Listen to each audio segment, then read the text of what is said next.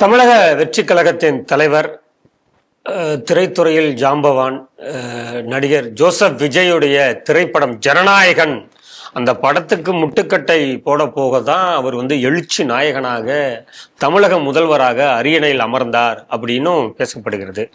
அந்த படத்துக்கு ஏகப்பட்ட சென்சார்ல பிரச்சனை பண்ணாங்க. அது அப்போ இருந்த திமுக தான் அந்த குடைச்சலை கொடுத்ததுன்னாங்க. திமுக மேல இருக்கிற பாஜக இருந்திருக்கலாம், குடைச்சல் கொடுத்திருக்கலாம் அப்படின்னு சொன்னாங்க. பல்வேறு விமர்சனங்கள் வைக்கப்பட்டது. ஒரு வழியாக இப்போ நடிகர் ஜோசப் விஜய் அவர்கள் முதல்வர் ஜோசப் விஜயாக தமிழக மக்களால் தேர்ந்தெடுக்கப்பட்டார். திரைப்படம் இன்றைய தினம் வெளியாகி இருக்கிறது. இதுக்கு பல்வேறு ரசிகர்கள் பார்க்கிறோம். ஒரு அமைச்சர் லீவு கேட்டாரு அப்படிங்கிற மாதிரியும் சோசியல் மீடியால பரவியது. இப்போ படம் பார்க்கும்போது பார்த்தா பல்வேறு அமைச்சர்கள் கண்ணீர் விட்டு அழுகுறாங்க. தியேட்டர்ல அது ஆனந்த கண்ணீர் அப்படிங்கிறாங்க. நான் கூட விஜயோட நடிப்பு கொடூரம் தாங்காம தான் அழுகுறாங்களோன்னு நினைச்சேன். அது அவரை விரும்பாதவர்கள் விமர்சனம் வைக்கிறதா இருக்கலாம். குழந்தைகள் கூட அவரை விரும்புற மாதிரி நிறைய காட்சிகள்லாம் பார்க்குறோம். இப்போ இந்த படம் ரிலீஸ் ஆயிருக்கு, இதை எப்படி பாக்குறீங்க? அதுங்க, இதுல நீங்க பேசும்போது சென்சாரை பத்தியும் சொன்னீங்க. நான் சென்சார்லேருந்து வெளியேறி கிட்டத்தட்ட ஒரு 8 மாதத்துக்கு மேலே ஆயிடுச்சு. ஆனால் இந்த படம் சென்சாருக்கு வந்த போது நடந்த பிரச்சனைகள், உள்ளுக்குள்ளே பேசப்பட்ட விஷயங்கள் எனக்கும் தெரியும். இந்த படம் சென்சாரால பிரச்சனையால. இந்த படத்தில் நீங்கள் இதெல்லாம் ட்ரிம் பண்ணுங்க, நீங்கள் ஒரு 30 செகண்ட் டயலாகை குறைங்க அப்படின்னா இவங்க என்ன பண்ணுவாங்க, குறைச்சிடுறோம் சார் அப்படின்ட்டு போயிட்டு 15 செகண்ட் குறைச்சிட்டு அந்த 15 செகண்ட் கான்ட்ரவர்சியாக இருக்கிறத அப்படியே வைப்பான். அதான் அவ்வளோ இதாக இருக்காங்களாம் இவங்க, ஷ்ரூடா அரசாங்கத்தை ஏமாத்துறாங்களாம். அப்படி அதோடு இல்லாமல் இதில் வில்லனுடைய இதாக நான் கேள்விப்பட்டது. அது உண்மை என்னங்கிறத சென்சார் பண்ணவங்க சொல்லிட்டோம், இல்லைன்னா டைரக்டர் சொல்லிட்டோம், இல்லைன்னா ப்ரொடியூசர் சொல்லிட்டோம். அது உண்மை என்னங்கிறத நாட்டு மக்களுக்கு அவங்க சொல்லட்டும். ஏன்னா நான் கேள்விப்பட்டதை நான் சொல்கிறேன், முன்வைக்கிறேன். ஜனநாயகன் படத்தில் வில்லனுக்கு பேர் சனாதனம் அப்படின்னு அதாவது கோடு விடா. அப்போ அந்த சனாதனத்தை என்னன்னு கொஞ்சம் விசாரி. அவங்க சனாதனத்தோட அட்டகாசம் தாங்கலை, இந்த ஓமோட டார்ச்சர் தாங்கலை, இந்த மாதிரி குறியீடுகளாக வச்சு கேவலப்படுத்தினாங்க அப்படின்னு ஒரு பேச்சு இருந்தது. இதெல்லாம் எடுக்கணும்னு சொல்லி தான் அவங்க அதுக்கப்புறம் ரிவைசிங் கமிட்டிக்கு போயிருந்தாங்க. இதை நம்ம ஏற்கனவே ஸ்ரீ டிவியில் நான் இதே கருத்தை நான் ஏற்கனவே தெரிவிச்சிருக்கேன். அதனால இதை ஒருவேளை ஃபிலிம் சர்டிஃபிகேஷன் டிவிஷனில் இருக்கிற அதிகாரிகள் சொன்னாலும் நமக்கு சந்தோஷம் தான் என்ன நடந்ததுங்கிறது. அஸ்லாங்க இதை யாருமே பதில் சொல்லுங்கும் போது இப்போ நமக்கு தான் நம்ம எடுத்து சொல்ல முடியும். இதை நான் மீண்டும் பதிவு செய்கிறேன். 6 மாதத்துல நான் இப்போ 2வது 3வது இந்த கருத்தை பதிவு செய்கிறேன். அவங்க இந்த படம் ரிலீஸ் ஆகணுங்கிறத தாண்டி இதனால ஒரு கான்ட்ரவர்சி வரணும். ரிக்ஷாக்காரன் படம் ரிலீஸ் ஆகும்போது, 1000ல் ஒருவன் படம் ரிலீஸ் ஆகும்போது எப்படி திராவிட முன்னேற்ற கழகம் அதிமுகவுக்கு குடைச்சல் கொடுத்து எம்ஜிஆர் அரசியல் ரீதியாக எஸ்டாப்ளிஷ் பண்ணிச்சோ, இப்போ யாரும் நம்மளை பண்ணலையே, ஏன் நம்மளை ஜனநாயகனுக்கு ஃப்ரீயாக விட்டாங்க, நம்மளை இவங்க ஏதாவது பிஜேபியோ டிஎம்கே என்ன பண்ணாங்கன்னு தெரியாது. ஏன்னா உதயநிதி ஸ்டாலினுக்கும் ஜோசப் விஜய்க்கும் ஏதோ ஒரு கான்ட்ரவர்சி, ஏதோ ஒரு மேட்டரில், அந்த மேட்டர்னால தான் ஏதோ ஒரு நம்பர்லாம் சொல்கிறாங்க. அது என்னன்னு எனக்கு தெரியல. உங்களுக்கு தெரிஞ்சா நீங்கள் அப்புறமா எனக்கு தனியாக சொல்லுங்க. இல்லை, உங்களுக்கு எனக்கு அது புரிதல் இல்லை. அதில் எனக்கும் புரிதல் இல்லை. நீங்களாவது கும்போணத்தை ஒட்டின பகுதியில் வாழறோம்னா, குக் கிராமத்தில் வாழறோம். நாளைக்கு எங்கள் ஊருக்கு 8:30 பஸ்ஸு, 11:30 பஸ்ஸு, 3:30 பஸ்ஸு, 7:30 பஸ்ஸு, இப்படி தான். எங்கள் ஊருக்கு 4-5 பஸ்ஸு தான் எங்கள் ஊருக்கு.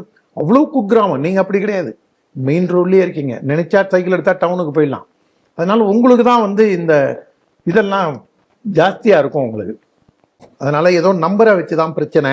ஜோசப் விஜய்க்கும் அவருக்கும் அந்த ஒரு ஈகோ ப்ராப்ளம் தான் அரசியல் ரீதியாக எஸ்டாப்ளிஷ் ஆகிருக்கு. அதில் தான் விஜய் இன்னும் ரொம்ப கோச்சிக்கிட்டாரு அப்படின்லாம் சொல்கிறாங்க. நமக்கு அதுவும் தெரியாது, ஏன்னா அது நமக்கு அவசியமாக இருந்தால் அதை பற்றி அப்புறமா பேசுவோம். ஆனால் இந்த ஜனநாயகன் படத்தை எம்ஜிஆரோட இவரை ஒப்பிடுறதுக்காக இவங்க பில்டப்லாம் இது பண்ணாங்க. அது ஒன்றும் பெருசாக இதாகலை. இந்த அமைச்சர்லாம் கண்ணீர் விட்டு அழுதாங்க. அப்படிங்கும்போது அவ்வளவு கொடூரமாக உள்ளேயே உட்கார முடியாமல், டே எங்களை விட்டுடா ஓடிடுறோண்டா அப்படின்னு சொல்கிற அளவுக்கு நம்ம சில படங்கள்லாம் பார்த்துருப்போம். சீட்டே கிழிக்கிற அளவுக்கு நம்மளால் உட்காரவே முடியாதுன்னு. நான் கூட அதனால தான் கேட்டேன், அந்த மாதிரி ரொம்ப கொடூரமாக நடித்து டார்ச்சர் பண்ணியிருக்காங்களா அப்படின்னு. அதுக்கப்புறம் தான் இல்லை, அது அவ்வளோ போராட்டங்களுக்கு தடந்து இப்படி ஒரு படம் வந்திருக்கு அப்படிங்கிற அந்த மகிழ்ச்சி அவர்களுக்கு.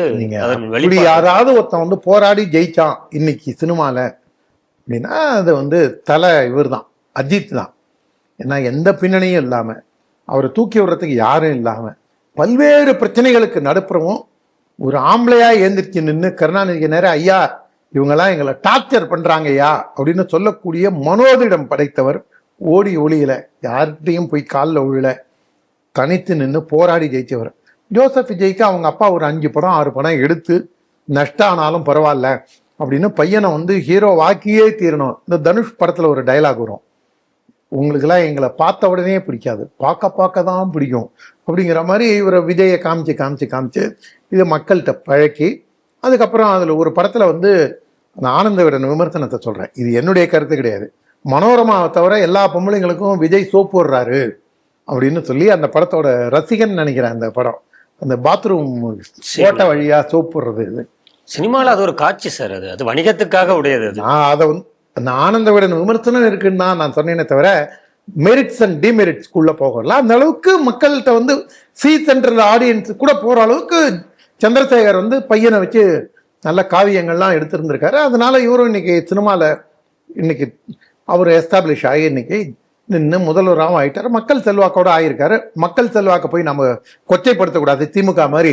இதெல்லாம் ரீல்ஸில் மோகத்தில் போயிட்டாங்க, எல்லாம் வந்து யூடியூப் வச்சு இது பண்ணிட்டாங்க அப்படின்னா, உனக்கு தான் கலைஞர் டிவி சன் நியூஸுக்கு உனக்கு 30-40 சேனல் வச்சிருக்க, நீ தான் எல்லாம் பண்ற, உன்கிட்ட இல்லாத ஆள் அம்பு சேனை உண்டா, நீ வந்து 15க்கும் மேல நெறியாளர்களை உன்னுடைய கொத்தடிமையாவே வச்சிருக்க, கார்த்திகேயன், கார்த்திகை செல்வன், பாலவேல் தம்பி, இவன் மாலை முரசு, முக்தார் அகமது, ஜீவ சகாப்தன், ஒரு குணசேகரன், ஒரு 15-20 நெறியாளர்களை வாழ்நாள் கொத்தடிமையாவே வச்சிருக்காங்க. இந்த கொத்தடிமையா வச்சிருந்தவனால ஜெயிக்க முடியல, ஏன்னா நீ அவ்வளவு மக்களை வந்து அவ்வளவு துன்புறுத்தி இருக்க. அதனாலதான் ஜோசப் விஜய் அப்பா இவன் என்ன இருந்தாலும் பரவாயில்ல, இவன் ஒழியணும் அப்படிங்கிறதான ஓட்டு போட்டாங்க.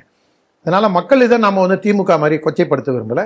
ஜோசப் விஜய் ஜெயிச்சு வந்தாரு, ஒரு படத்துல ஏதோ வந்து அவரும் கடைசியில ஒரு நல்ல ஒரு ஹீரோவா எஸ்டாப்ளிஷ் ஆகி இன்னைக்கு இந்தியா மார்க்கெட்ல ஒரு டாப் ஹீரோவா எஸ்டாப்ளிஷ் ஆகியிருக்காரு. நல்ல வேளை அவர் வந்து இந்த படத்துக்கு அப்புறம் நடிக்க மாட்டார் அப்படிங்கிறாங்க, காலம் அப்படிலாம் கிடையாது. எம்ஜிஆர் வந்து 75ல் முதல்வர் ஆகும்போது மீனவ நண்பனும் 2 மாசத்துல அவர் முதல்வராகி 2 மாசத்துல மீனவ நண்பன் வந்தது. 6 மாசம் கழிச்சு தான் மதுரை மீட்ட சுந்தரபாண்டியன். ஏன்னா 2 படமும் ப்ரொடக்ஷன் முடிஞ்சிருச்சு, நடிப்பெல்லாம் முடிச்சு, அதனாலயே 15 நாள் தள்ளி தான் மதுரை மீட்ட சுந்தரபாண்டியன் ஷூட்டிங்காக அவர் வந்து முதல்வர் பதவி ஏற்கிறதையே டிலே பண்ணி வந்தார். ஆனா இவருக்கு அந்த மாதிரிலாம் இல்லை, எல்லாமே முடிஞ்சிருச்சு.